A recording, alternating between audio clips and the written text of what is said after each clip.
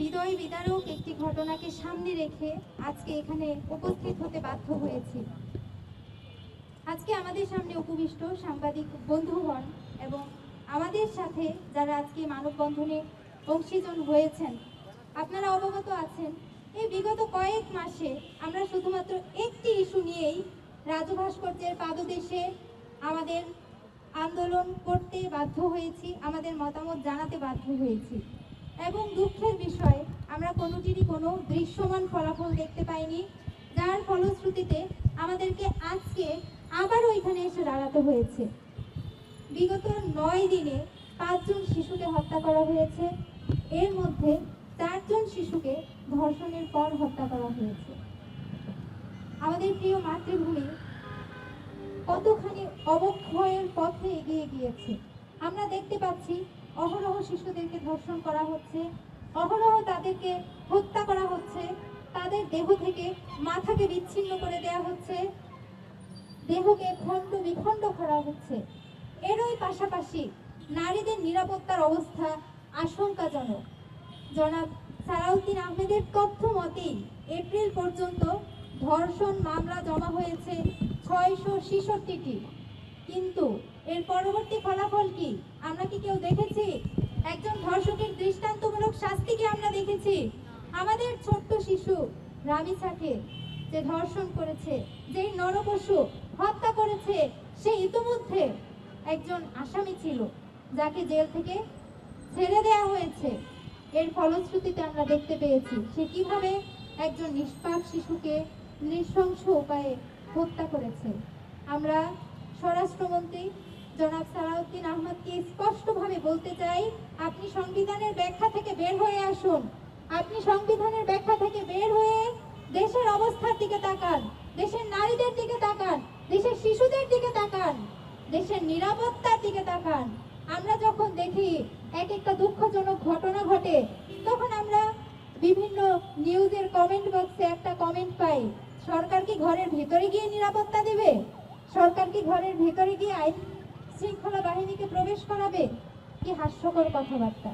তারা দেশের জনমানুষের নিরাপত্তা দিতে ব্যর্থ হচ্ছে, একের পর এক খুন হচ্ছে, একই পরিবারের হাজার হাজার মানুষ খুন হয়ে যাচ্ছে, কিন্তু তারা তাদের এই ঠুনকো যুক্তি নিয়ে পড়ে আছে, তারা সংবিধানের ব্যাখ্যা নিয়ে পড়ে আছে, তারা বিভিন্ন ধরনের কার্ড বিতরণ নিয়ে পড়ে আছে। অথচ আমাদের দেশের মায়েরা, আমাদের বোনেরা এক নিরাপত্তাহীনতায় ভুগছে। আমাদের শিশুরা, যেখানে তাদেরকে প্রাণোচ্ছলভাবে খেলার কথা, যেখানে তাদের উচ্ছ্বাস করার কথা, সেই উচ্ছ্বসিত মাতৃভূমি আমরা তাদেরকে দিতে ব্যর্থ হয়েছি। এই কোমলমতি শিশুদেরকে ধরে নিয়ে যাওয়া হচ্ছে, তাদেরকে ধর্ষণ করা হচ্ছে, খুন করা হচ্ছে। তারপর কি? দোষী ধরা পড়ছে, জনরোষ থেকে বাঁচতে তাকে গ্রেফতার করা হচ্ছে। খোঁজ নিয়ে দেখা যাবে কয়েক মাস পর সে জামিনও পেয়ে গেছে। তারপর সে আরো বিকৃত মস্তিষ্কের অধিকারী হয়ে আরো অপরাধ করে যাচ্ছে। এর শেষ কোথায়? আমরা এ যাবৎকালে কোনো ঘটনার একটি দৃষ্টান্তমূলক শাস্তি দেখতে পাইনি।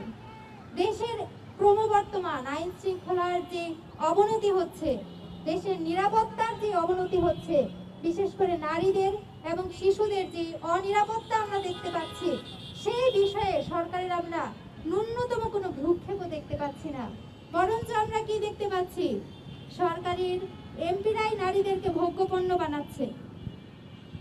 অত্যন্ত লজ্জার আমাদের জন্য। যেখানে আমরা নির্বাচনের আগে দেখেছি তারা নারী নিরাপত্তার বলি বলছে, তারা নারীদের অধিকারের কথা বলছে, সেখানে ভোটে তারা সরকার গঠন করার পরও নারীদের নিয়ে কোনো চিন্তা করছে না। তাহলে এসব কি নারীদের ভোট টানার জন্য ফাঁকা বলি ছিল? আমরা তো কোনো দৃশ্যমান কোনো উদ্যোগ দেখতে পাইনি সরকারের পক্ষ থেকে। আমরা দেশের প্রধানমন্ত্রী তারেক রহমানকে বলতে চাই, আপনি দেশের জনগণের উন্নয়নের জন্য নানা ধরনের কার্ড বিতরণ করছেন, দয়া করে এই দেশের নারীদের এবং শিশুদের নিরাপত্তা দেওয়ার জন্য একটি কার্ড প্রদান করুন, যেই কার্ড দেখিয়ে তারা ধর্ষকদের হাত থেকে বাঁচতে পারবে, যেই কার্ড দেখিয়ে তারা নারী হেনস্থাকারীদের কাছ থেকে বাঁচতে পারবে। আমরা একইভাবে বলতে চাই, আপনারা যদি এই দেশের নারীদেরকে, আমাদের কোমলমতি শিশুদেরকে নিরাপত্তা দিতে ব্যর্থ হন, তাহলে আপনারা আমাদেরকে জানিয়ে দিন। আমাদের মাঝে হয়তো সেই আইয়ামে জাহিলিয়াতের যুগ চলে আসছে, যেখানে আমাদের শিশুদেরকে রক্ষা করার জন্য তাদেরকে আটকে রাখতে হবে, হয়তোবা তাদেরকে জীবন্ত পুঁতে ফেলতে হবে। আমাদের কিছুই করার নেই। আমরা আমাদের শিশুদেরকে নিরাপত্তা দিতে পারছি না, আমরা কাউকে বিশ্বাস করতে পারছি না। এই যে নিরাপত্তাহীনতা, একের পর এক ঘটনা ঘটে যাচ্ছে, এর পেছনে অন্যতম প্রধান কারণ দেশের বিচার ব্যবস্থার নড়বড়ে অবস্থা। দেশের বিচার ব্যবস্থায় আমরা কঠোর কোনো পদক্ষেপ দেখতে পাচ্ছি না, তাদের সচেতন কোনো পদক্ষেপ দেখতে পাচ্ছি না, দৃষ্টান্তমূলক কোনো অবস্থান এই জাতির সামনে পরিষ্কার না। আমরা দেখেছি কিছুদিন